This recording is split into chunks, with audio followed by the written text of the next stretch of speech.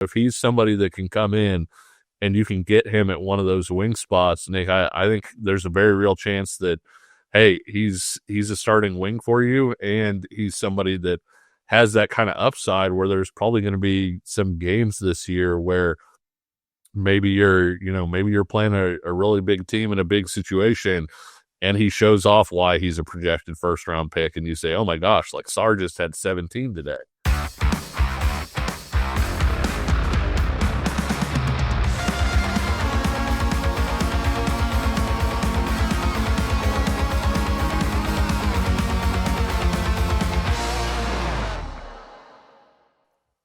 Pay heed, all who enter. Beware this podcast. That's right. This is the Pay Heed podcast on the Kansas City Sports Network. I'm Nick Springer, and I'm here with Kevin Flaherty. As always, we're brought to you by Emprise Bank, your partner in all things possible. Member FDIC. If you have not already, please subscribe. Apple, Spotify, wherever you get your audio. And also over on our YouTube channel at Kansas Jayhawks KCSN. You can subscribe there as well. You can drop a comment, share your thoughts, join the conversation. We always love to hear from you guys. You can also find us on social media at PayKCSN is the Twitter account. Kevin is at KFlahertyKCSN, and I'm at Nick Springer 29. So lots of ways to connect with the show, lots of ways to connect with us, and stay in touch about all things happening KU. And today we're going to be talking some more KU basketball as there continues to be movement for KU on that front as Kansas looks to try to finalize this roster for 2025, hopefully sooner rather than later. So a couple of names to keep an eye on we're going to talk about today, as well as some of the latest updates there as well.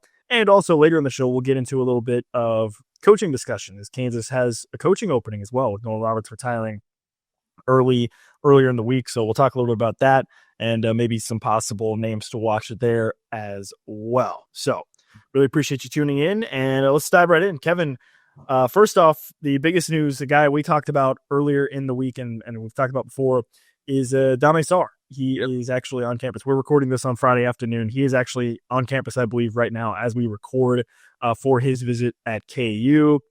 He is the Italian wing at about 6'5", 6'6". He's got really long arms. He is a potential dynamic player, a guy that is already on NBA draft boards, that is already on NBA scouts' radars as early as late first round for 2026. So you think about that. He's a player that if he were to play in Lawrence next season, you're talking about the potential for Kansas having 3 NBA level players on their team with obviously Darrion first rounders, right? Exactly. Yeah. With Darrion Peterson being a top 2 pick, more than likely, Floyd Badunga, a guy that you think would be playing into a situation where he could be drafted in the first round, and then potentially Dame Sarr as well, who is an Italian wing. He's going to turn 19 in the summer. So just to give you a little bit of idea of where he's at. And we talked about a little bit earlier in the week, but I'll just get your thoughts again, Kevin, on him. And is in the sense of you look at his stats and you look at maybe some limited tape that is on him. He's playing in Europe and in one of the higher leagues and didn't really get to play much. If you just look at his stats, you think, well, what's so special about this kid? He's not on the floor very much. Like we talked about before, in those higher level Euro leagues, you're talking about playing against players that are 5, 6, 7 years older in some cases if you're an 18, 19-year-old. We mentioned it, Paul Mbaya, another kid that KU was interested in, ended up going NC State. He's got Tarek Black on his team in a similar league. So, like, you're talking about having play, and Tarek Black, by the way, is 33, in case you're wondering. So, you're talking about playing against grown men, essentially, in some cases. So, what's your perspective on a player of this caliber of Dame Sarr, and what do you think he could bring to Kansas? Yeah, Dame Sarr, one of his teammates is 32, and he may have older teammates. It's just that was what I pulled up. I saw a name I remembered, pulled up his age. So he could have 37, 38, 39-year-olds on his team for all I know. But no, they play in the same league that Luka Doncic came through. And obviously Luka Doncic had an incredibly easy turn, not from international ball to college basketball, but from international ball to the NBA. And I'm not saying Dame Sarr could go and play in the NBA right now and do great things or anything like that. I am saying that, hey, a guy that's averaging 5 or 6 points a game, maybe 4 points a game, you're looking at that guy and being like, is he really that good? Yeah, that's if he's getting on the court at that level, then he's somebody that has a chance to be an impact player here. I mean, you're talking about playing, in the Spanish league and then in Euro League as well, which is sort of, the top clubs in Europe all play in that league, and Barcelona plays in that league. And so when you look at all that, you're getting a guy that forget playing against guys that he's practicing every day against guys that are older, guys who spent 4 years in college, guys who have all kinds of experience. I think, isn't Taco Fall maybe one of his teammates too? The UCF 7-foot bajillion center, I think, is maybe at Barcelona. So David McCormick plays in that league too, I'm pretty sure. Yeah, and that's So guys who have found success at the college level and now have gotten older, have gotten in the weight room more, have continued to improve their games. These are the guys he's going against as an 18-year-old player right now. And so I'm not saying, hey, he's going to plug in and score 15 points a game, but I do think that the transition is maybe going to be a little bit easier because he's coming from, quite frankly, Nick, a higher level than college basketball. I know people have mixed feelings on Fran Fraschilla in the KU fan base, but Fran Fraschilla talks about EuroLeague basically being like AAA to the NBA, and college basketball maybe being that AA. And so he's playing at a higher level. And so would it surprise me if he came in and was a double-digit point a game guy? No, he's got great athleticism, length. As you mentioned on the last show, Nick, it's something that's becoming something that we talk about with all these guys. It feels like he really defends well. And so you had the defense in. The offense is still coming together. He's somebody that can get to the rim. The shot has continued to improve. And so I'm interested to see where that goes. I know people who watch a lot more international basketball than I do believe the shot is projectable and believe that it's not broken. And so if he's somebody that can come in and you can get him at one of those wing spots, Nick, I think there's a very real chance that, hey, he's a starting wing for you, and he's somebody that has that kind of upside where there's probably going to be some games this year where maybe you're playing a really big team in a big situation, and he shows off why he's a projected first-round pick, and you say, oh my gosh, Sarr just had 17 today. So, yeah, he is a big-time guy, and as we've talked about, Kansas filling out not just the roster, and we'll talk about that part a little bit more, but continuing to fill out the starting lineup. I think this would be a terrific get for Kansas. Yeah, and that's like you said, continues to be number one priority. We've been talking about it for the past basically 6 weeks now, where you look at this lineup for Kansas and what they have, and you feel pretty good at this point about the 1 and 2, right? You've got Darren Peterson, obviously. You've brought in Melvin Council. You have Dawson as well, and you also have Elmarco Jackson coming off injury. You look at the 4-5 spot. We're going to get into that a little bit more. You're trying to add depth there, but that wing position continues to be the most glaring position of need, and like you said, of starting caliber. And I think Dame Sarr certainly checks that box. And obviously, Kansas has also been involved with Darrion Williams, another guy that would come in and be the starter, presumably at that spot for Kansas as well. I kind of wanted to ask you about that, switching over with Darrion Williams. Is this an either-or situation with Dame Sarr and Darrion Williams? And if so, is there one you think might fit better? Obviously, we're projecting out quite a bit here, but just curious about where you see those two guys and how each one could potentially fit in for Kate. Yeah, I think Darrion Williams is probably the better fit, and you know what you're getting from somebody who was playing at a really high level in the Big 12 against the teams that you're playing. But to your point, I don't know that it's either or, Nick. I really think that there's a scenario here where Kansas could come away with both. Now, the key part to that is you can't get both if you don't get one. And, Sarr is the guy that's on the table right now. And Darrion Williams is going to the NBA Combine like we expected him to, all of those things. And so you can't complete that duo without getting Dame Sarr first. And so I think, whether or not Darrion Williams is a better fit, et cetera, if Dame Sarr is the bird in hand, you take Dame Sarr because maybe you can't get both of them, but you absolutely can't get both of them if you don't take Dame Sarr. Yeah, and one of the bigger factors I think in that conversation is obviously the financial aspect. Well, Sure. We know Darrion Williams is looking for quite a bit, I think, in terms of the general college market. Dame Sarr is a guy coming from international that, again, probably is going to command a little bit of money as well. So that's a question certainly of whether or not KU wants to basically fork up that amount to get both players, and how that might fit together with those two guys. And I think you brought up a good point with Darrion Williams. Like with Darrion Williams, he's a known commodity, right? He's done it at the Big 12 level. You know what you're getting. And so I think from a floor perspective, he definitely has a higher floor, but Dame Sarr may have the potential, as you said, to be a guy that can explode on any given night and showcase, why he's that level player. Maybe you don't get it from him every night, but he maybe has that higher ceiling potentially in certain situations.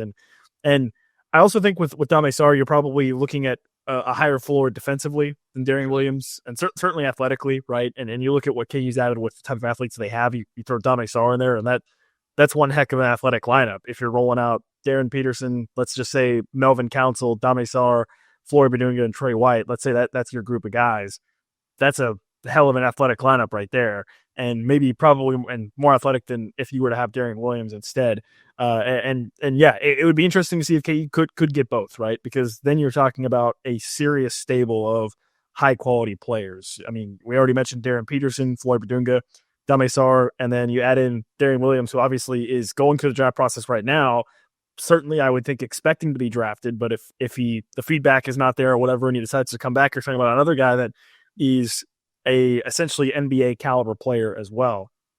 So that could be really interesting. And one other factor I think in that conversation is with both guys is Darrion Williams played at the 4 at Texas Tech, right? This season quite a bit as well. He played a little bit of the 3, but the 4 was kind of his bread and butter, I felt like. Yeah. So you could be talking about him at the 4 with Dame Sarr at the 3 and having all those guys on the floor at the same time, right? And maybe that takes away from Trey White a little bit, but who knows? We're still projecting at this point. So, but yeah, the biggest news is Dame Sarr on campus in Lawrence, taking it all off. Well, yeah, which by the way, also on top of that, it's stop day. For those of you that went to KU that know what that is, it's essentially the biggest party day of the year for college students. It's the last day of classes. Basically, you get one last hoorah before you then get into finals. So it's also a big party day. I can tell you that much as well. So, is there anything? And you went to KU, I went to KU. We both seen what KU can be like as peak partying. Is there anything at KU that can match up to Barcelona nightclubs though? I honestly. Like, don't get me wrong. I think he could have a good time, but my understanding is like Barcelona is a legit like like Prince's party there. I think sometimes, and so listen. I may be uncultured in saying this, but I've never been out of the country. I've never been out of the U.S., so I don't know honestly. I'll take your word for it though. I'll take your word for it. Hey, people, YouTube videos. The students of appreciate that. The students of Lawrence, Kansas, definitely know how to party too, though. So don't discredit their ability to get after it as well. So, and if you're partying and under any circumstances, maybe if Dame Sarr commits and you want to have a good time, you should be repping home field apparel as well, because why not? It's if you're at Kansas, rep that home field apparel. You can go to homefieldapparel.com. You can use the promo code PAID24 to get 15% off of your first order. Promo code PAID24. I, of course, am rocking Home Field Apparel as always with the Paid Warhawk shirt. They've got tons of great gear over there at Home Field Apparel, Kansas, and 130 other schools as well. They've also got even motorsports gear. They just dropped the new Indianapolis 500 vintage jacket, which I'm a big motorsports fan. So that they have like Hendricks Motorsports and some of the other teams in there too. It was I'm not a racing guy. I know you are, but it was still pretty cool to see that there. Like the Kansas they had. The Kansas NASCAR race is this weekend as well on Sunday. And if you're going, maybe Home Field Apparel can cover you there as well. So they've got you covered in a lot of different areas as well. Just make sure you use the promo code PAID24 to get 15% off of your first order. We're going to shift gears and talk about another visitor for Kansas coming up after the break. Shop Chiefs tickets and more with no fees. Plus, save big with code KCSN at ticketsforless.com, the official ticket provider of KC Sports Network. Success in real estate takes more than vision. It takes the right financial partner. When someone takes something rundown and turns it into something great, that's called a comeback story, like Brain Group. They take distressed properties here in KC, completely rework them, and then turn them into valuable real estate. But that kind of work needs the right bank behind it. Enter Emprise Bank. They're not about cookie-cutter loans. They saw Brain Group's vision, backed them, and now they're making big moves in Kansas City real estate. Talk about your partner in possible. Emprise doesn't do one-size-fits-all financing. They invest in potential and back growth. Visit emprisebank.com/KC to learn more. Emprise Bank, member FDIC, equal housing lender. It's playoff time, and if you're still just watching games, then you're missing out. With Pick 6 from DraftKings, you can turn your hoops knowledge into real cash. Just make your picks, track your score, and if you hit all 6, you're looking at bigger payouts than Prize Picks flex plays. Nobody's dropping better payouts than Pick 6. Hit 6 picks, and that's 25 times your cash. And if you beat your competitor, you could be looking at a 500 times bag in your pocket. And right now, new customers get $50 in bonus picks with just a $5 entry. The playoffs are on, so why not take a shot at making a little money while you're watching? Download the DraftKings Pick 6 app right now and use code KCSN. That's code KCSN to play $5 and get $50 in bonus picks. Better payouts, bigger wins, only on Pick 6 from DraftKings. The crown is yours. Gambling problem? Call 1-800-GAMBLER. Help is available for problem gambling. Call 888-789-7777 or visit ccpg.org in Connecticut. Must be 18 plus. Age and eligibility restrictions vary by jurisdiction. Pick 6 not available everywhere, including New York and Ontario. Void where prohibited. One per new customer. Bonus awarded as non-withdrawable Pick 6 bonus picks that expire in 14 days. Limited time offer. Terms at pick6.draftkings.com/promos. This is the Paid Podcast on the Kansas City Sports Network. I'm Nick Springer, along with Kevin Flaherty. If you have not already, please subscribe, Apple, Spotify, wherever you get your audio, and over on our YouTube channel at Kansas Jayhawks KCSN as well for additional content. We're excited to be getting into the offseason. We're going to be having some interviews hopefully coming up, talking to some different people over the course of the offseason to keep the content coming for you guys before we head into the summer and then eventually get into football season again as well. So really appreciate you subscribing. If you haven't already, please do so. All it takes is one click or one touch if you're on your phone to subscribe to the channel audio or on our YouTube channel as well at Kansas Jayhawks KCSN. So Dame Sarr is not the only visitor that Kansas has had on campus recently. Another position of need, probably the second biggest position of need for Kansas at this point, is in the front line. You look at what Kansas has up front in the front court. You've got Floyd Badunga, you've got Trey White, and you have Bryson Tiller, who, of course, is coming off of an ankle injury, joined Kansas at semester in January. So he's had some time with the team, but hasn't really been able to do much because of his injury. Certainly, you'd like to add a little bit more depth at that position in that group at the 4 and 5 spots. And Kansas may be looking to do that because they had another visitor on campus earlier in the week, and that is one Pat Sumnick. And if that name sounds familiar, it should, because he's been in the Big 12 the past 3 years. He started his career at Robert Morris in 2021, played 2 seasons at West Virginia, and then played this most recent season in 2024 at Oklahoma State. Obviously, Oklahoma State didn't have a great season, but Sumnick was a role player for them, averaged 12 minutes per game, essentially coming off the bench for Oklahoma State. He appeared in 34 of their 35 games, did make one start, and he basically served as a backup big man, as a backup sort of big, essentially. And that's exactly what Kansas is looking for at the moment. So you're looking at a player that has basically already done what you're going to be asking him to do at the Big 12 level, just in Lawrence. Sumnick, he only scored double digits 3 times this past season at Oklahoma State. So again, not really much of a score, really just essentially a minutes eater, which is kind of what Kansas needs at this point. And if you have a good memory, Kevin, if you have a good memory, which I have a great memory, by the way. I don't actually. I forget a lot of things. But if you have a good memory, you may also recall in January of 2024, Kansas took a trip to Morgantown, West Virginia to play West Virginia. Pat Sumnick was on that team. He had a career high 20 points in that game for Kansas, for West Virginia against Kansas, picked up 6 rebounds. And that was the game that Kansas lost 91-85, in which KU basically just chose to not play defense.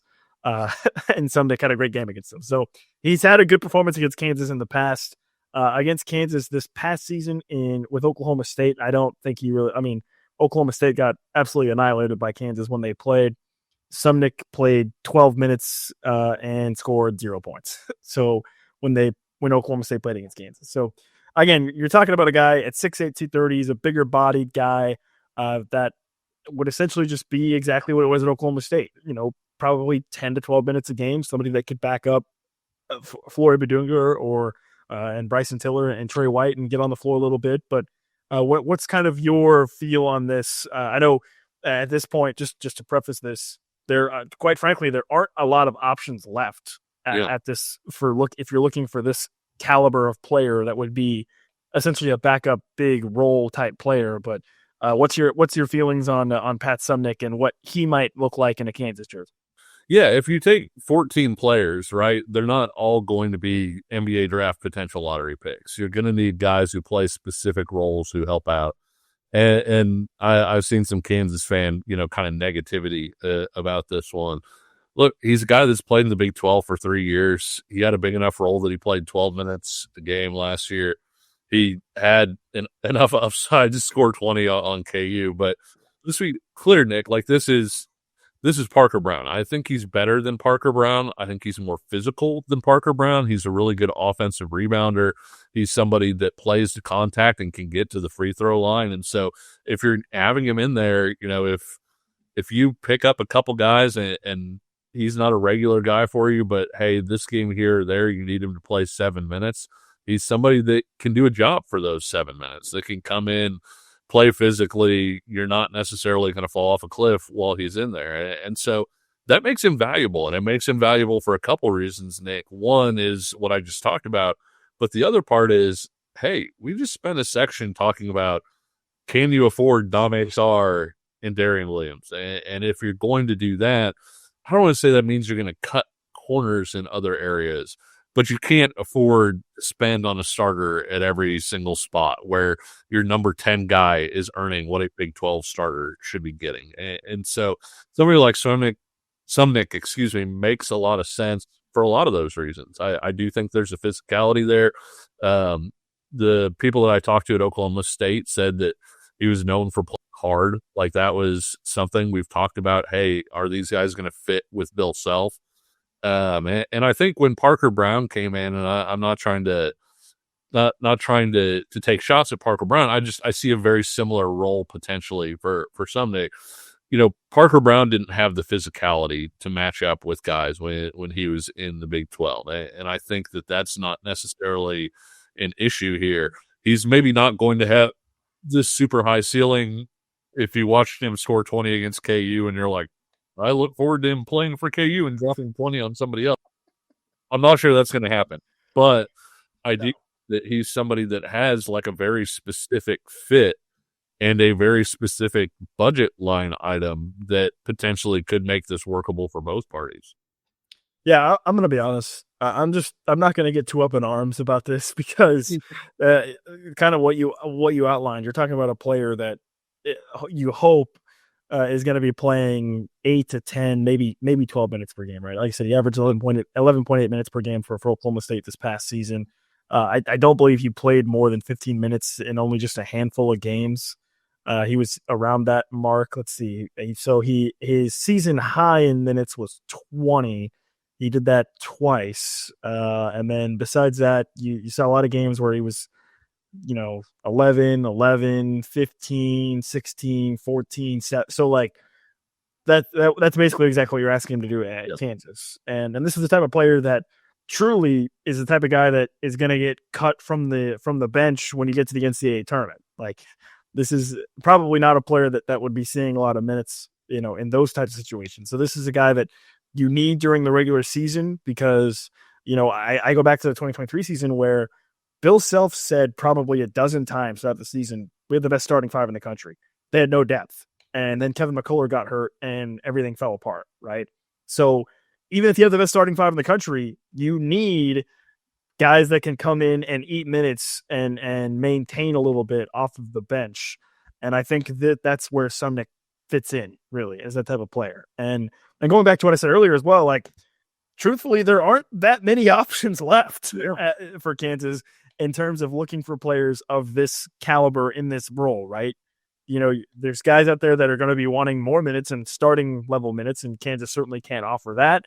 And so there's maybe not a ton of players left of this caliber. So I think considering the circumstances, I would be satisfied. You're talking about getting another guy in there that is a bigger bodied dude, like you said, plays hard, and should be able to offer up some resistance at both ends of the floor, or I guess specifically on defense in that case, to opponents, so that you can get Floyd Badunga a breather, so you can get Trey White a breather if you need it, so you can get Darrion Williams if he's on the team a breather. So whatever it may be.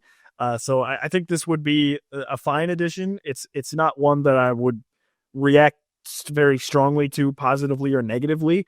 It's a need that Kansas has, and he's a player that I seemingly fits that need at the Big 12 level. We just got done talking about Darrion Williams and what he's done at the Big 12 level. This is a guy that's essentially done his job at the Big 12 level. Now, obviously, he hasn't been on great teams. Oklahoma State, again, wasn't that great this year. West Virginia, when he was on them, was fringe tournament team, I think, the couple years that he was there. So it is what it is in that case, but he fits the role.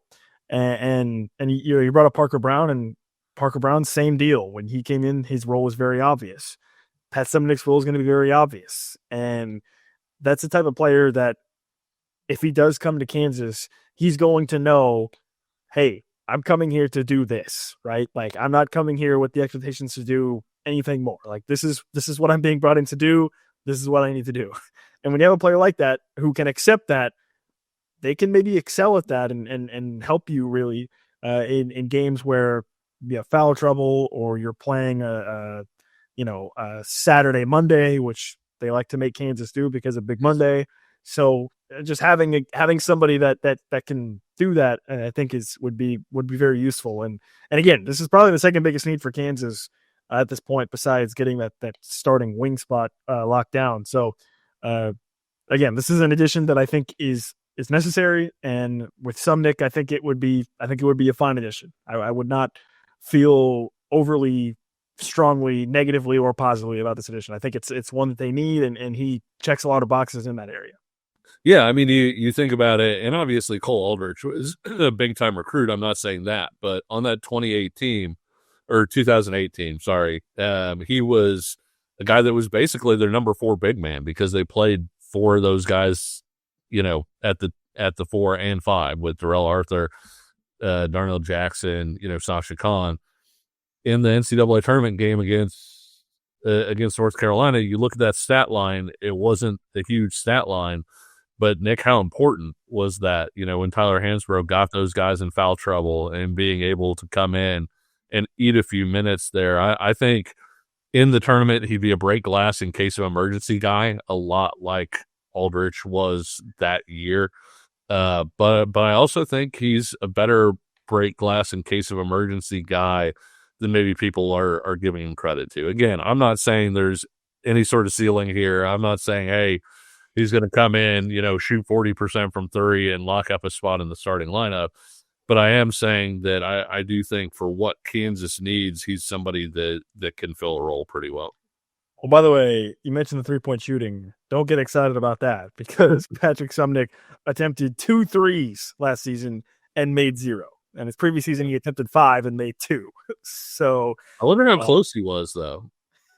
Because if he had one that just like rolled out, or something, like was in and out, man, he was that close to 50%, Nick. That's true. He attempted 1 against Oklahoma. I'm looking at the box scores right now. Attempted 1 against Oklahoma back on December 14th, 2024. He attempted 1 against Arizona State on February 9th. 0 for 2 for the season. So don't get me started on the 3-point shooting conversation again, Kevin. But yeah, you don't want to think that this guy's going to be doing any of that. So that's another visitor though for Kansas. So they got Dame Sarr visiting. Patrick Sumnick also visited. So 2 players certainly to keep your eyes on as Kansas looks to try to finish building their roster as well. And not only are they trying to build their roster, they also now have a coaching opening. Yeah, that we'll talk a little bit about more coming up on the other side of this break. Thanks for listening to KC Sports Network. Make sure you download our new app. Find it on the App Store or Google Play. Just search KC Sports Network. This is the paid podcast on the Kansas City Sports Network. I'm Nick Springer here with Kevin Flaherty. We're brought to you by Emprise Bank, your partner in all things possible. Once again, if you have not subscribed, please do so. What are you waiting for? Apple, Spotify, wherever you get your audio. and over on our YouTube channel at Kansas Jayhawks KCSN. We're over 850 subscribers. The goal is 1,000. If we can get 1,000 people subscribed by the time we get to football season, that would be very exciting. So if you have not already, please, it takes one click. It takes one click to subscribe, and then you'll be notified whenever new shows get posted. So it's that easy. Like I said before the break, also, we talked about it last week or earlier in the week. Kansas now has an opening on their coaching staff as well. Norm Roberts retiring from Kansas after 14 seasons. He coached 37 seasons. So truly a remarkable career for Norm Roberts. And certainly I think he's a guy that you have to absolutely respect what he did and to help KU accomplish many of the things that it has accomplished over the past decade plus. And certainly wish him the best in retirement. You know, who knows? Maybe he gets into fishing. Maybe he gets into what, I don't know. Listen, Kevin, I'm young. I don't know. What do you do when you retire? I don't know. I haven't even thought about it. I fish now. So I think I'll probably be one of those people that rises up and fishes. And my wife loves to fish as well. So I'm pretty sure we'll be that fishing couple basically. I love that. Yeah, I haven't even thought about retirement. Maybe I should. I don't know. Is it too late? I mean, who knows? But Norm Roberts retires, so that leaves an opening for Kansas at the assistant coach position. Talked a little bit about earlier in the week. We'll talk a little bit more about it here. I think the biggest name to watch right now, and I think anytime these things happen, Kevin, I think a lot of people look at, oh, hey, what are KU alums doing? What are former KU players doing? Would they be interested? If you look at it from that angle, I think the biggest name that would make the most sense for Kansas would be Jacques Vaughn. Obviously played at Kansas and was a head coach in the NBA, last coach for the Brooklyn Nets before he was fired in 2024. He would seemingly be the first name that would jump out at you in terms of somebody you could add to the staff with a lot of experience and NBA experience. Also, something to keep a note on Jacques Vaughn. So he was an assistant coach under Greg Popovich for a little bit early on in his coaching career. And he was also one of the coaches that was involved in some international FIBA stuff as well in the late 2010s before COVID. So a guy that maybe has international connections as well, which obviously Kansas currently isn't recruiting an international player as well. So I think it could make a lot of sense from that standpoint. Obviously, he's a beloved figure for Kansas and somebody, a name to keep an eye on for sure. Do you know if he still wears the rubber band around his wrist? Because when Jacques was playing, you could go to any playground across the state of Kansas and there would be somebody with a rubber band on their wrist to snap, like when they turned the ball over or whatever. And I wonder if he does that as a coach, like, hey, I have to play there, snap, But in all seriousness, you have to be a pretty knowledgeable basketball coach to get an NBA job because you don't recruit in the NBA. You don't have some of the things that you see in college basketball where it's kind of like, well, you can get by without being a great X's and O's guy because of A, B, and C. Generally speaking, you have to have a pretty strong X's and O's background. I'm not saying everybody's perfect, but I mean, let's be honest. Some of the guys in the NBA that look bad because they're going up against high level NBA coaches in that regard. But there's all of that, Nick. I think being able to bring in somebody who understands what the NBA is doing, what makes people tough in the league would be a big deal. And I think it's interesting because I've always pushed back a little bit on the, hey, let's hire from within the family thing, because I think that you limit yourself too much if you're just taking a chunk of candidates and saying, hey, no, none of those guys. But when you look at the way that a lot of schools have gone here lately, right? You look at Kentucky trying to go about 8 different ways that did not involve Kentucky, ultimately wound up with a Kentucky guy and Mark Pope. Duke and North Carolina basically just tapped the guy who was next to their head coach on the bench. And so I think the Kentucky hiring process was instructive in that I think the best jobs in college basketball probably typically have been Kentucky and North Carolina. And North Carolina opted to not even play in the coaching cycle. And then Kentucky, you felt like, okay, it's Kentucky. They're going to have the ability to grab whoever they want.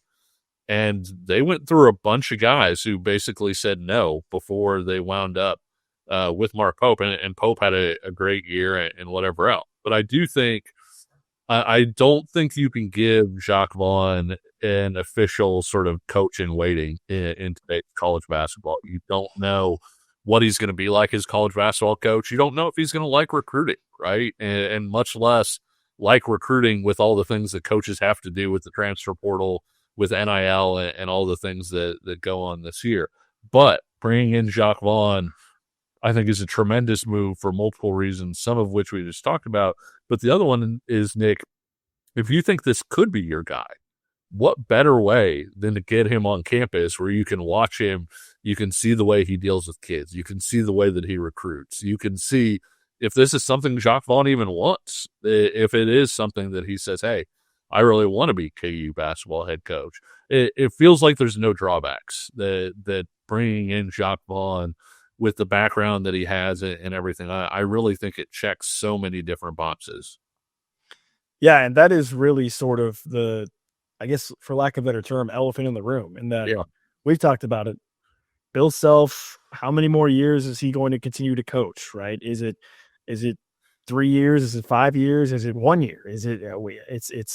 I think it's very much something that could be up for debate at this point. And I have full faith in Travis Goff to execute a potential coaching search however he chooses to see fit. But you're right. You look at some of the Blue Bloods and some of the direction that they've gone. It's, I would say, mixed results, right? You look at like Duke with John Shire. Obviously, that's been, I think, overall, you have to be pretty satisfied if you're a Duke fan. But North Carolina has been up and down, right, with their hire. You think about what Indiana did. That didn't go so great. Sure. With Kentucky, with Mark Pope, it was good in his first year. We'll see how things go. So I think, like you said, there can be positives and negatives to it, right? And I think from a fan base perspective, maybe even from like a donor perspective, people who watched Jacques Vaughn play when they were in college or whatever have that attachment to him and say, hey, this is our guy, or whoever it may be, Jacques Vaughn, Sharon Collins, Darnell Jackson, fill in the blank with former KU player that maybe, or whatever that could be on your staff, right? So I think it's a bit of a nuanced discussion, but to your point, like, this is a good opportunity if it's a situation where a guy like Jacques Vaughn is interested in the job as an assistant coach. Why not bring him in, right? Why not bring him in and give him a chance, and so I think it could be a good hire if that's the route they go. We'll see what Kansas decides to do. You just mentioned it, that Kentucky had problems hiring their head coach, in terms of outside of their quote unquote like family tree, whatever you want to call it. It had been, sorry to cut you off, Nick, but it had been rumored for years that when that Kentucky job came open, Scott Drew was going to take it, like for years. And then, obviously they get into it with Scott Drew, and ultimately he gives them a no. And so I think, one, that says something about the situation Scott Drew has set up at Baylor and how much he enjoys that. But the other part is that just being a big school with a crud ton of NIL and all the things that you want, it's not like that sets you so far above everybody else anymore, where somebody's sitting there and saying, oh, I got to go there. It's Kentucky. I got to go there. It's Kansas. I'm not saying that doesn't factor in. I just don't think that it factors in the same way it did 10 or 15 years ago. Yeah, I think that's fair. And I think that's probably for a wide variety of reasons, right? Yep. It's I think you could even maybe open that up to a discussion of, like, just generally speaking, the younger generation of people are not as loyal as they used to be in terms of, like, jobs or whatever it may be, right? Or loyal to the brand, so to speak. So there's lots of different reasons why I think that could be possible. But in this particular instance, yeah, I think it's a situation where Kansas has an opportunity to bring in a new voice. And I think it's almost kind of a win-win when you look at it from the Jacques Vaughn perspective, because I think Jacques Vaughn would bring in an outside perspective. I think he would bring in a different viewpoint, right? So I don't think you'd be hiring somebody who just is going to be a foot soldier in line. I think he would bring in some new ideas and a new perspective, which I think is ultimately, and I think, I don't want to put words in your mouth, Kevin, but I think that's probably what we'd like to see from this particular hire as well.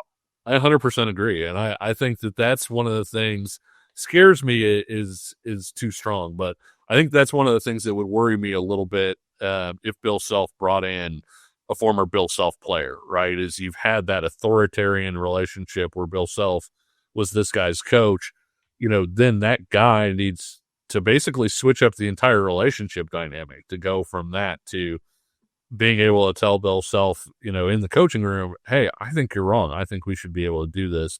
I think the weight of Jacques Vaughn's resume allows him to do that, but I also think the fact that he was a Roy Williams player and not a Bill Self player means that he wasn't somebody that sort of interacted with Self within those relationship dynamics. And so I do think that that's a positive here, that he would be able to have an outside point of view. And I think because he's been so accomplished with what he's done, he's somebody that Bill Self, might look up from his desk to hear what he's saying.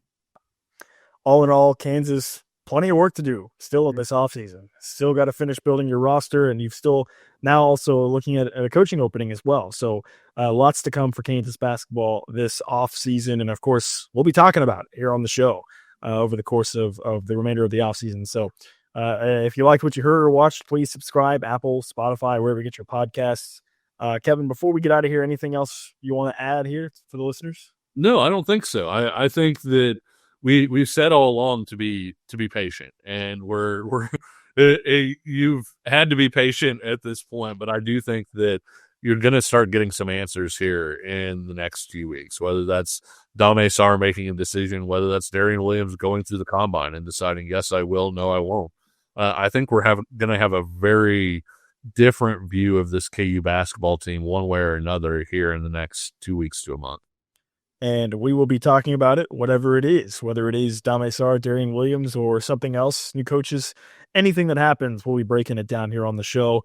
We'll also be talking plenty of KU football. We've been talking plenty of KU football over the course of the spring as well. So if you're looking for that football ditch, I would highly encourage you to go back and check out any of our previous shows talking about different position groups for KU football as well. So be sure to check those out also. And again, please subscribe, Apple, Spotify, wherever you get your podcasts, and on YouTube at Kansas Jayhawks, KCSN. But until next time, enjoy this fantastic weather, by the way. It's been great weather in the Lawrence, Kansas City area, so enjoy it. And thanks for listening. And until next time, he's Kevin Flaherty. I'm Nick Springer. We'll talk to you again soon. See ya.